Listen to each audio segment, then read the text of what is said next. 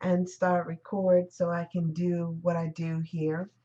And today I want to talk about some different things. And so I'm going to, for a second here, be shuffling around a bit while I'm talking.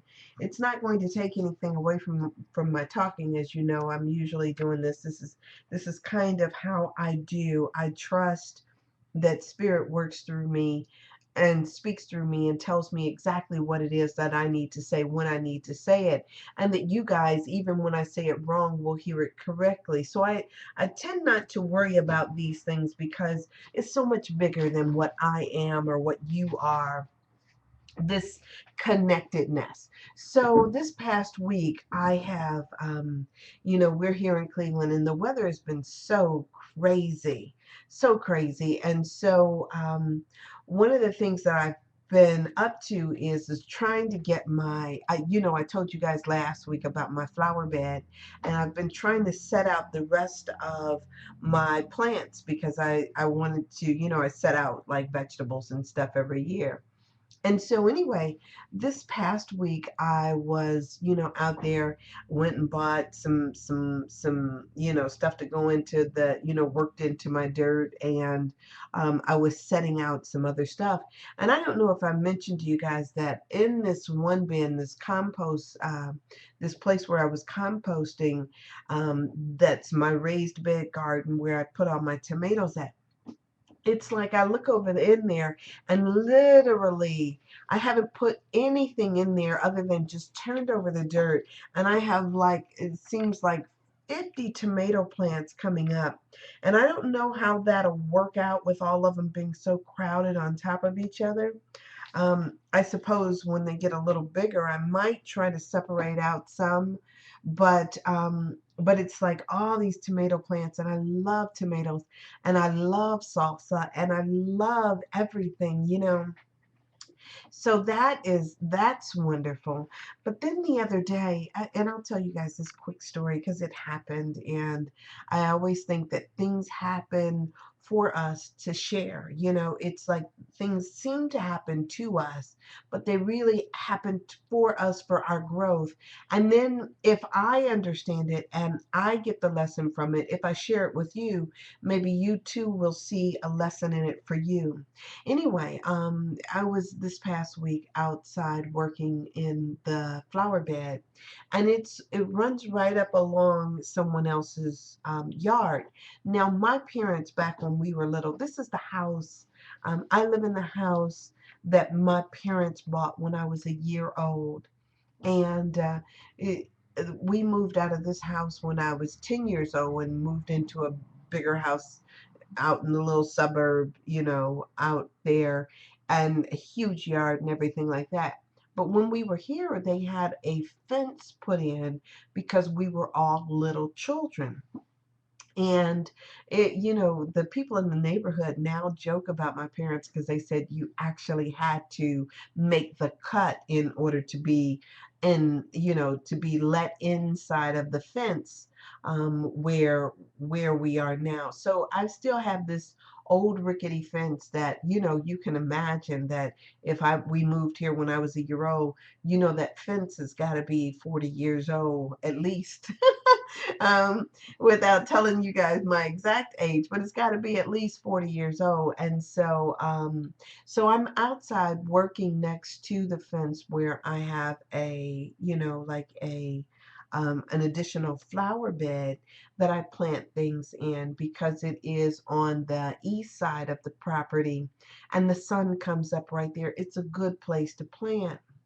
And so, I was turning over the soil and mixing in a little manure and all this other stuff into the dirt, along with some fertilizer, getting it ready um, for planting. And my neighbor next door, at first I heard some tapping on on the window, and I couldn't make out, it was far away. I couldn't really make out anything that she was, what she was trying to get my attention. So I just kind of kept digging and turning over the soil. Next thing I know, now she's in her 80s, well into her 80s, and now living alone for the first time in, I mean, I don't know if this is the first time ever, but her sons have had a lot of problems for whatever reasons.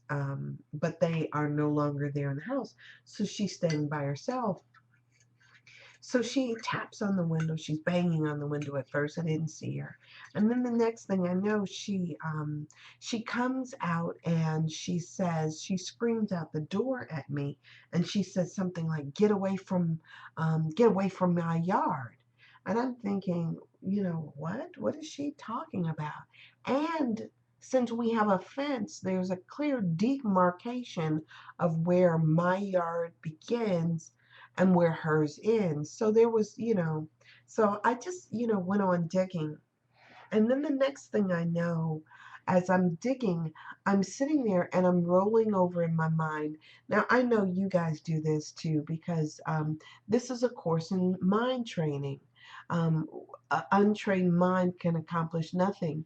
And so we have all these juicy, rich lessons that we study and we roll over in our heads and we learn, we embrace them. And that's part of the beauty of what the course is all about. It's about training ourselves on how to see the world and how to see it differently, so that we're not just haphazardly thinking anything or any thoughts, or letting the weeds of our consciousness just grow wild.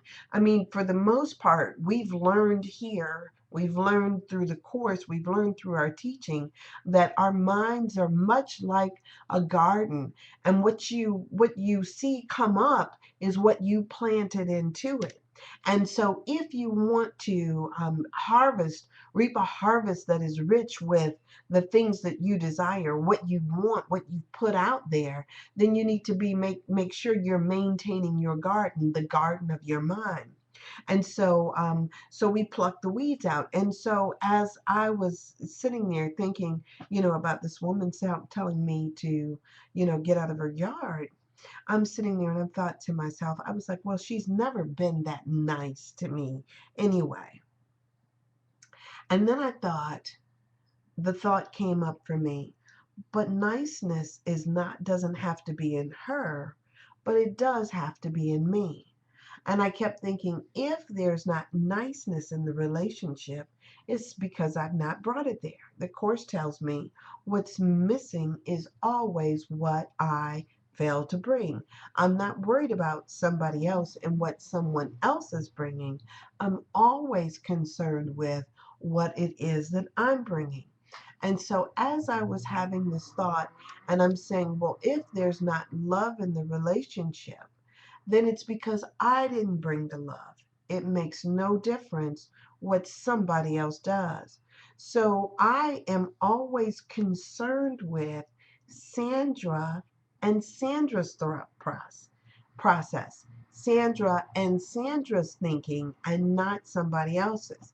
And so as I'm, digging and turning the soil and making holes to drop my cucumber seeds in, I um I kind of like heard some noise, and I look up and the lady next door is standing like maybe about 5 or 6 feet away from me. She got up on me without me hearing her just that quickly. And so when I lifted my head after having this dialogue with myself. I lifted my head and I looked at her and I said, "Hi, good morning." I mean, that was my response. "Good morning." And so she's got this mean look on her face as if I'd done something to her. And she said, "Good morning." And so I began to talk to her. And she asked me the question, just as simply, still with this mean look on her face. She says, "Do I know you?" And I called her name. Let's say Tracy. I was like, "Of course, Miss Tracy, I'm Sandy."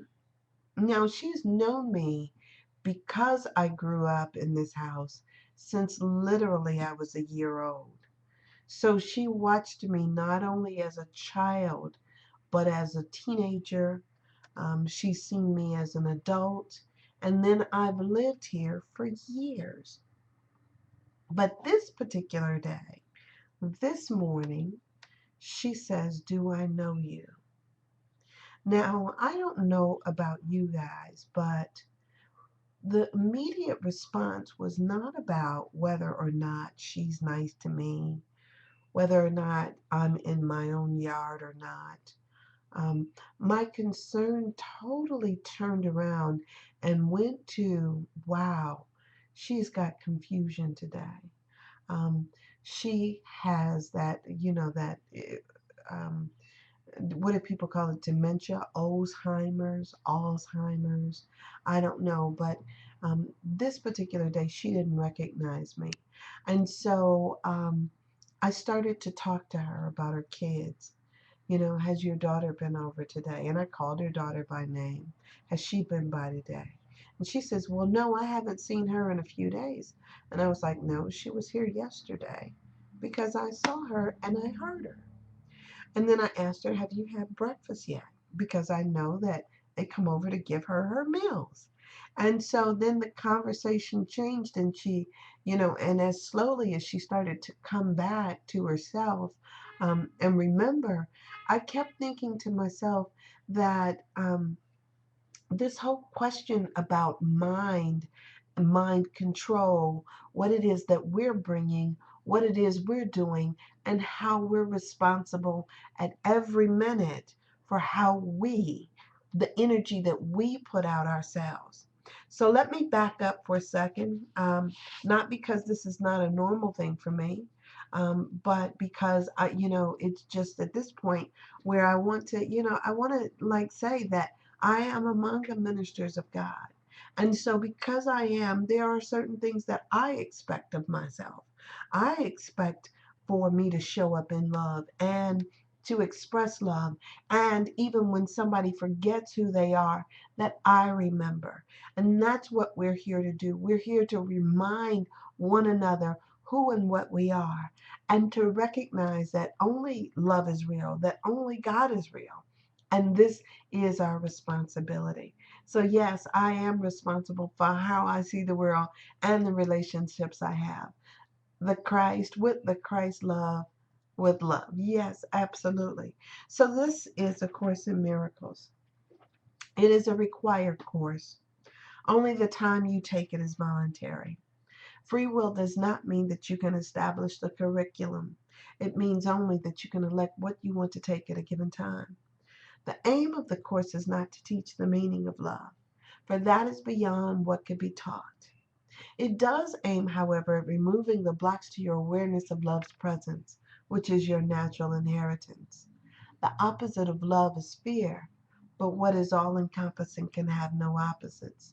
This course can therefore be summed up very simply in this way: nothing real can be threatened, and nothing unreal exists.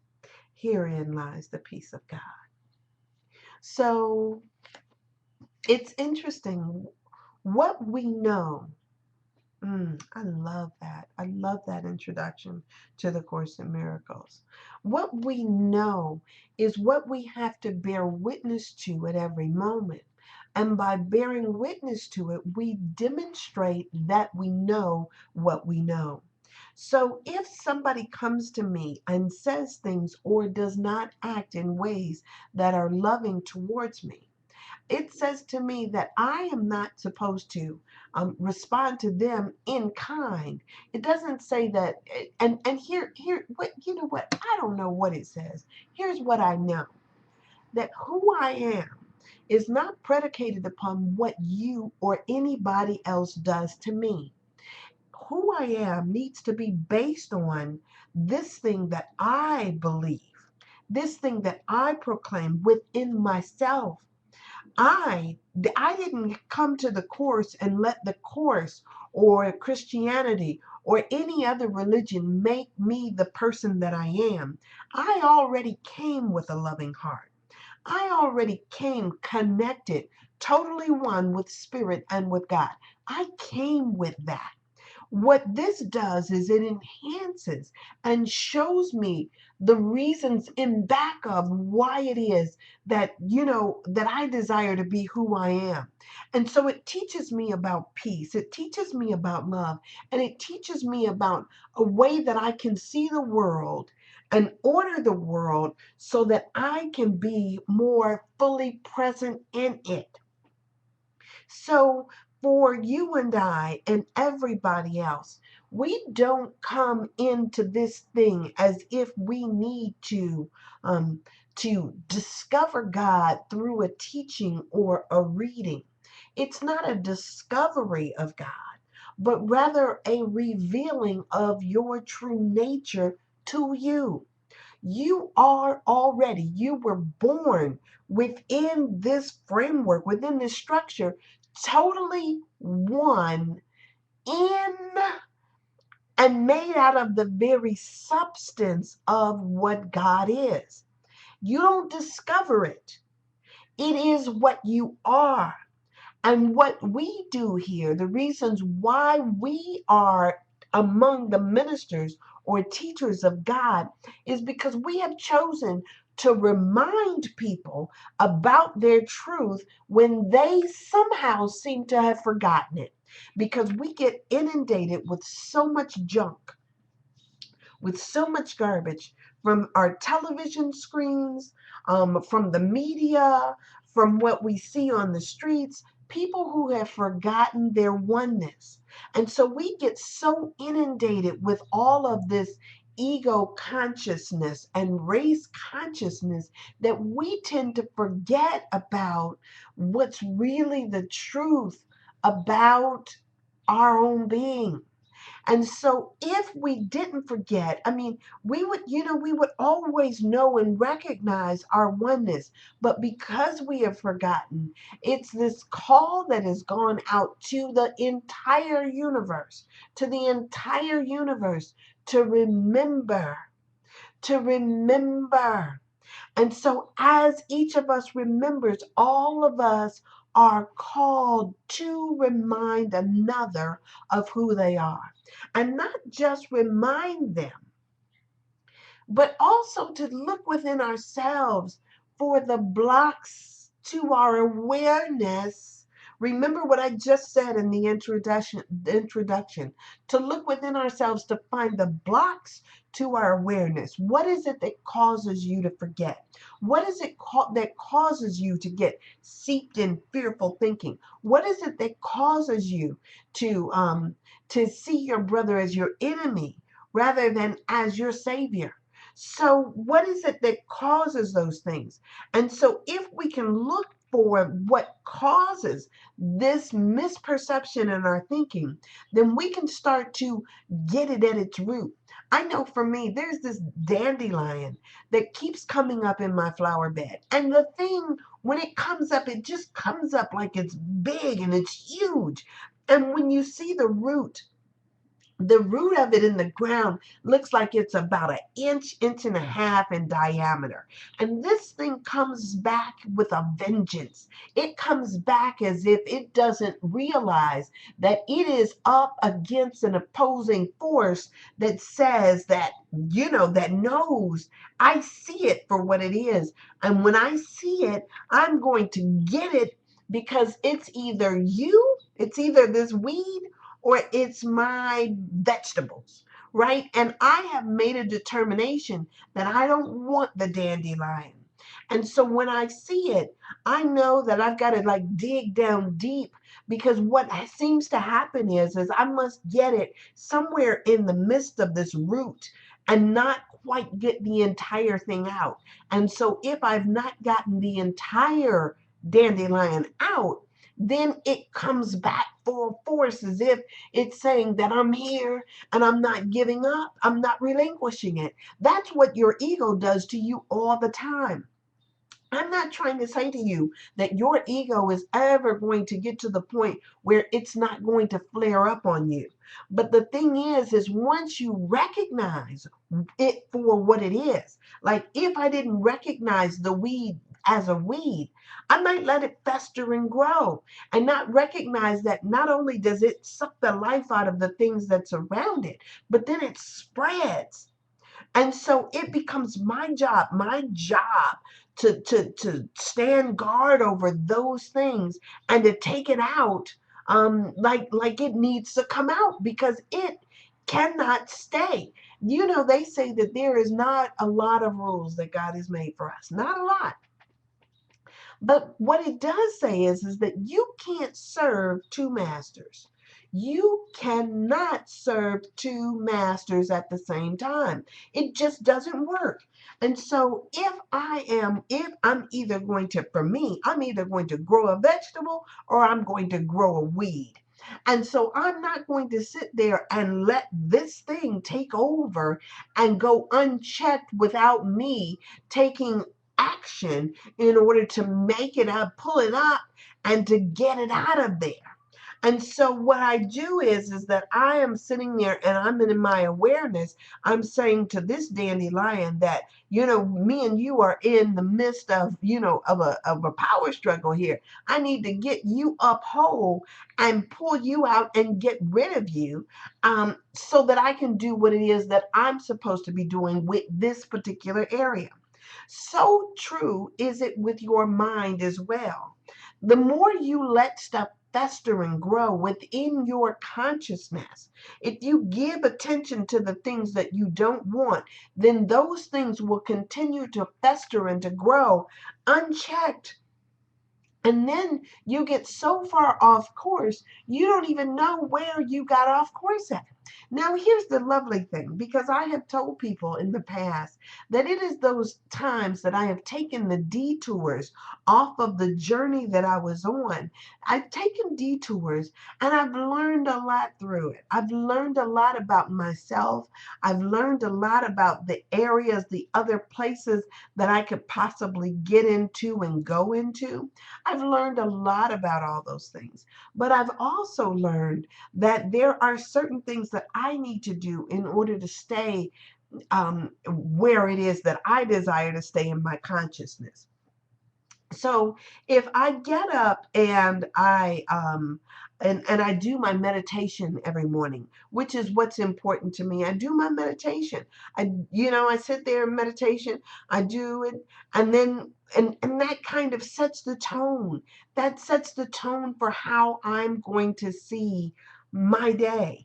It's as if I get a spiritual download. That's part of my routine. That helps me out. That helps me to stay grounded in what it is that I see, or what it is that I'm choosing for myself. If I open up my book, I scan, I read, I do things to feed my own spiritual health. It is this constant thing, just like in the gardening scenario. It's constant work in order for us to remind ourselves of the truth that darkness is not an entity. Darkness is not an entity, it is a nothingness. And all that needs to happen for darkness to disappear is for us to recognize light as the truth. And so once we recognize the truth, darkness cannot, for any reason, consume the light that you are.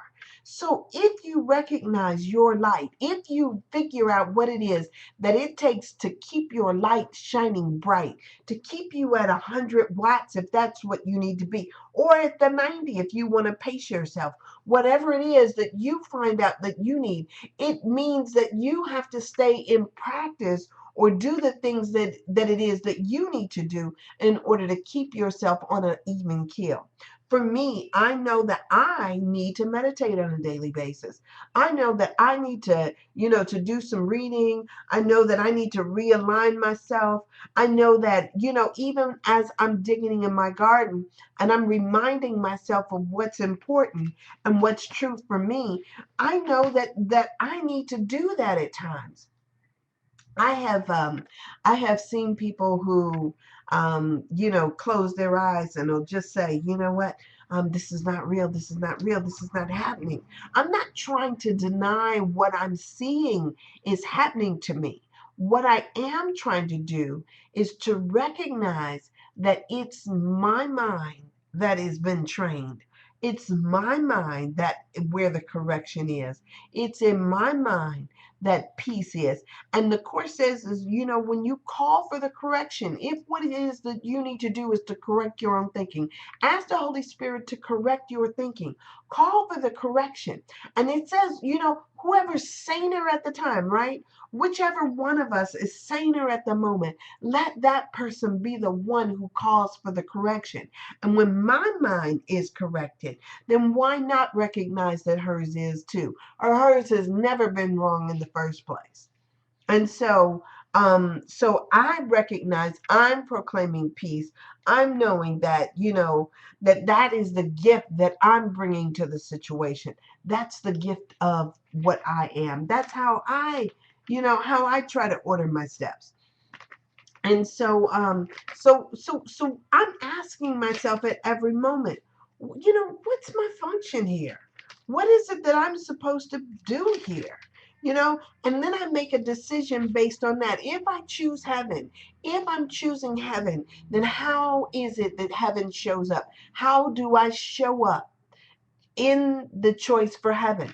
Heaven sees me Heaven sees me as united with my brother, not separate from him. Heaven sees me on the same side of that fence, not standing on the other side trying to defend it. Heaven sees me as one with whoever. And so what I need to do is bring love to that situation. So when my mind is corrected, when I'm healed, when I receive the correction, I know that I am not corrected alone, right? The gift that is given is not just given to me alone, but to all of us. And it's up to all of us to recognize it and to embrace it. And yes, we get to heal together. So, I just, I'm so grateful. I'm so grateful. Sometimes, sometimes when I listened to Joel Osteen the other day, he comes on really early here. Let me sip my tea. It has cooled to a perfect temperature for me. Um, it's so yummy, so yummy, so yummy. Good Earth Original. I keep advertising for their tea. I listened to Joel Osteen the other morning, and he comes on really early here. And so what I do, I have a TV in my room. I don't, um, I don't necessarily think or agree that electronics belong in the bedroom, but I have this little television in the bedroom, and I'll set the timer for it to come on right when Joel Osteen is supposed to come on at 7:30. And most of the time, it'll come on, the TV will come on, I'll hear it come on, and then I'll probably fall back to sleep. So I don't necessarily even get to hear it, but sometimes I fall back to sleep. And so I wake up, I fall back to sleep, I wake up, I fall back to sleep. It's a constant process, and I'm really trying to hear what he's trying to say, but most of the time I don't hear most of it. But I do remember that this particular time he started talking about he said that he had some tax issues, and he said that he had to hire an attorney to deal with the tax issues. So this attorney who lived out of state, he was talking about the attorney lived out of state, didn't know about some of the tax laws, caused him some more problems, and then he met somebody else, and he ended up I don't know, but he kept talking about all these different things that happened, this circuitous route and connections that he made with all these people around what seemed to be an issue for him, some trouble with the IRS. But he said that, that in what happened is that all these people came into his life because of a result of seeming issues or problems. But then when he realized, once he got to a certain point, he realized that what these people brought was blessings that he needed to get a step further or a step closer to getting that center, that compact center, where he does his where he holds church at. And he says, and a lot of times we look at these obstacles, these stepping stones, as something that's terrible or horrible, setbacks, so to speak, when really they're setups for us to recognize the blessings. So yes, we're mm, we're here in a classroom. I know it doesn't seem like it, but we're here learning a course. We're taking a course. The course is showing us the truth about who we are. And if we stay in faithfulness, if we stay in a place of expectation, a place where we recognize that, that this is not some place that is against us, but really for our good, that love is our truth. If we stay in a spot where we recognize that as the truth, then we'll get the blessings, or we'll see the blessings and learn how to be grateful in the midst of it. All that reminds me of the song that I love to play for you guys, The Gifts That the Storm May Bring. The gifts that the storm may bring. Oh, because sometimes we tend to forget that the storm doesn't hold for us just bad things, but some things that are very good. And those challenges that come into our lives to show us something. And if we just stay in the place and just, I used to tell people that sometimes we don't know what to do. Sometimes things seem so huge and daunting and so beyond us to deal with it. But if we just stand in faith, knowing that it all works out, knowing that there is nothing else here, nothing to oppose us but God, if we give up these attack thoughts that we have and just recognize the truth that everywhere the only thing that you can possibly meet is God, is yourself, is you, then you will get the blessing that is to come out of this. I don't, and so even as I go through these things and I think, whatever the challenge may be, whatever it may be, I mean, if I stand in what I know, if I know that, you know that my brother, that there is, that he is me, that she is me, that this lady, that I don't have any issues. I mean, if we let go of our attack thoughts, then there will be no attack. The attack thoughts come when we attack ourselves by even believing that we could be attacked. There is nothing else out there trying to get you. And so it becomes this thing where we just stand up in what we've learned over and over again. And so if I come here and I hear over and over again that when I'm healed, I'm not healed alone, right? If I hear that, and I know that when I'm healed, I'm not healed alone, then why not? Why not? Here's my thing. Because we read this stuff about what Jesus said, about the crucifixion and the resurrection. We know this stuff about what Jesus went through. And so he's saying, you know what? I'm going to take this bitter pill. I'm going to take this bitter pill because I know the truth. I know the truth. And so I'll swallow this bitter pill so that you too can get the truth, because my healing is your healing. We're not separate in that. And so it becomes this thing of, I'm going to, whatever it is, I'm going to lay down my weapon. If I picked it up, I'm going to lay down my weapon. At the time, I just had a little shovel in my hand.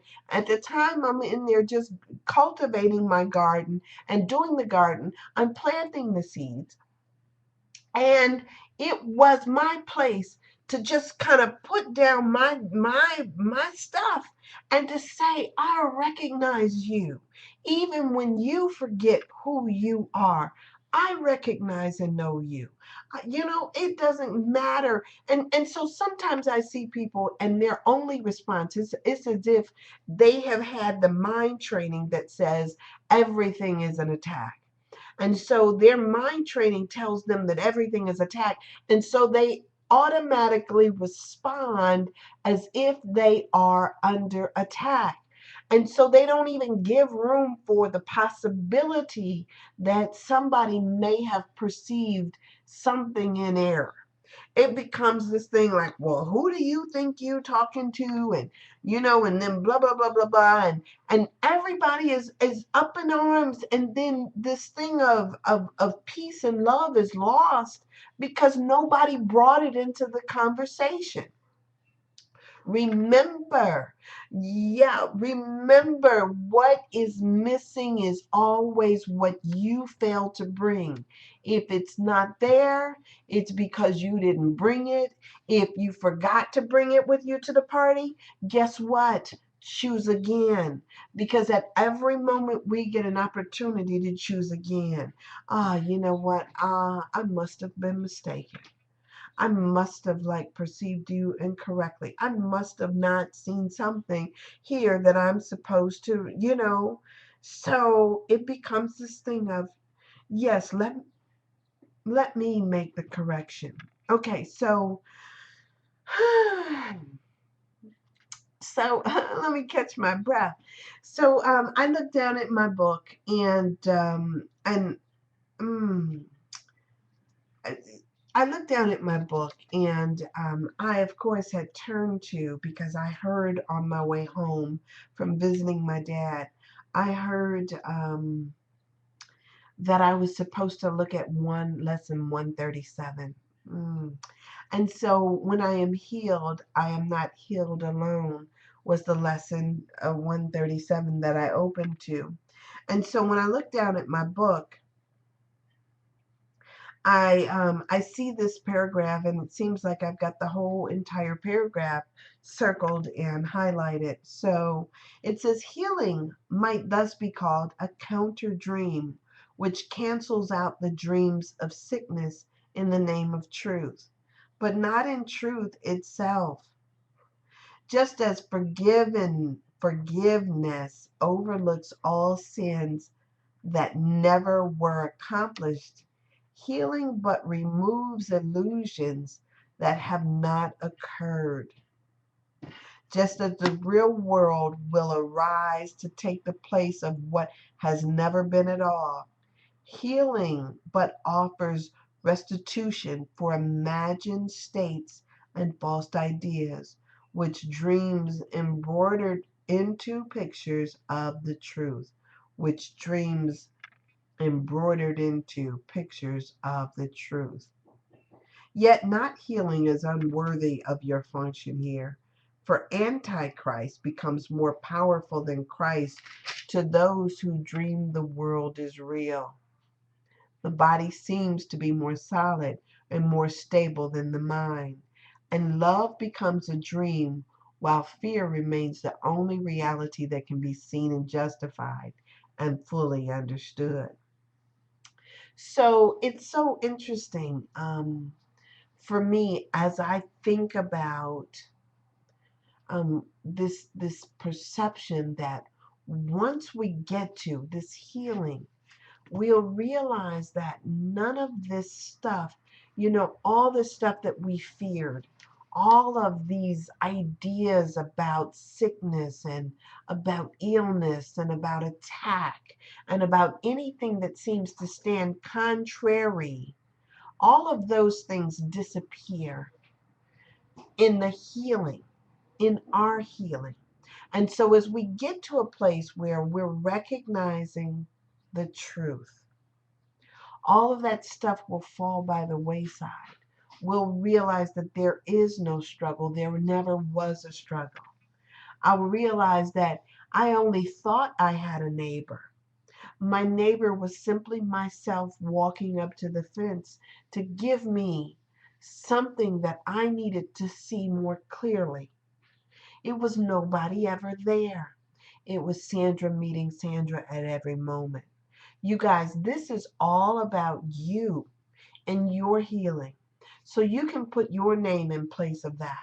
Where I say it's Sandra meeting Sandra, you can say it's Lynn meeting Lynn, or Dove meeting Dove, or whoever meeting themselves at every instance. And this person is offering the healing to their brother. They're offering the healing to their brother. And as you offer it, remember that healing is never experienced alone. It's healing for all of us. Oh, you got to go to bed. Well, thank you so much for being here. Good night.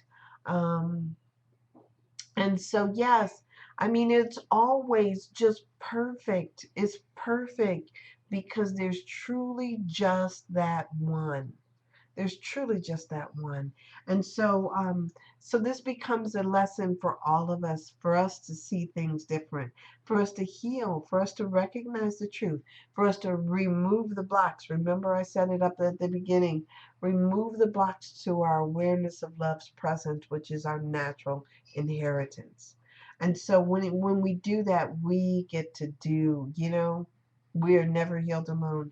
It's what we give, the gift that we give to the world and everybody else in it. Isn't that fabulous? All right, so you guys, right here, I am going to play a song for you because I want to, and because I've got some distractions going on for some odd reason. Apparently forgot something here. So let's see if I can play this song for you. And if I can, yes, here we go.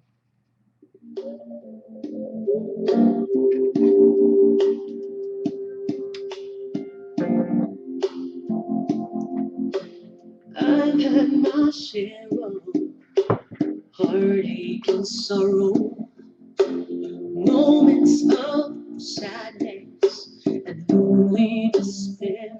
I've been down on my knees, begging like please to take this burden I bear. I embrace this pain that I feel, for I know it's birthing me into a greater way of being. I'm ready to receive all the gifts the storm may bring.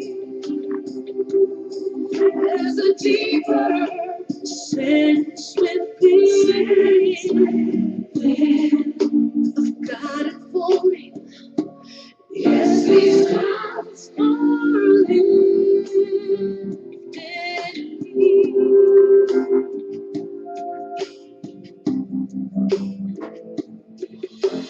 Lord knows I tried to run from these battles, but each time I circle to where I began, can't seem to move on till the learning is done.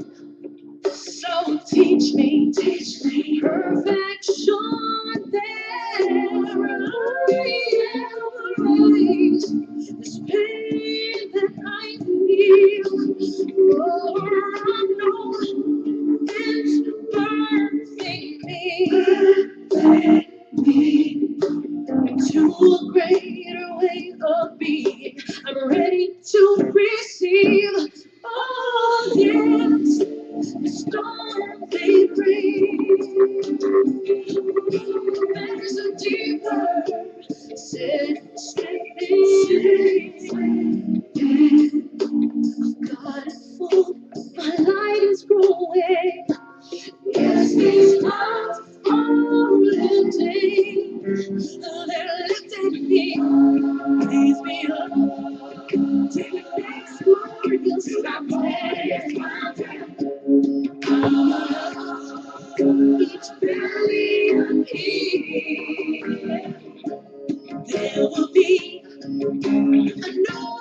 for certain.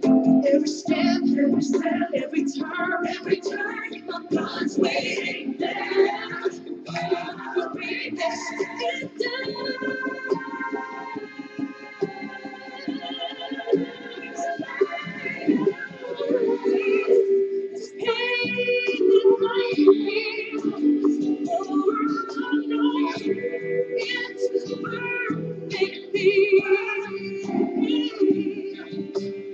to a greater way of being. I'm ready to receive all gifts, the storm and rain. There's a deeper sense within of God unfolding. My light is growing. There's peace in knowing that He's not for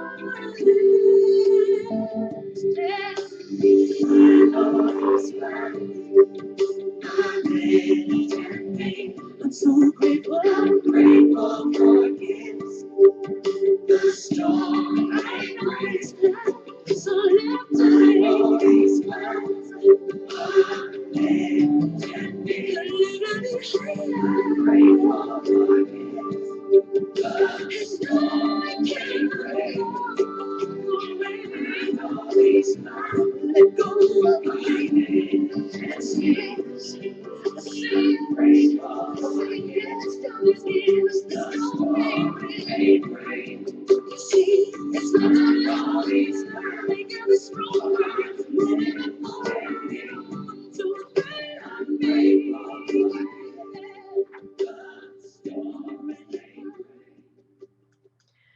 So when I am healed, I am not healed alone. And what I would share my healing, and I would share my healing with the world, that sickness may be banished from the mind of God's one Son, who is my one self. Let healing be brought through you this day. And as you rest in quiet, be prepared to give as you receive, to, to hold but what you give, and to receive the word of God to take the place of all the foolish thoughts that you have ever imagined. Now we come together to make well all that was sick and offer blessings where there was attack. Nor will we let this function be forgot as every hour of the day slips by, remembering our purpose with this thought: when I am healed, I am not healed alone. I would bless my brother, for I would be healed with them as they are healed with me. You guys, happy Memorial's Day to you.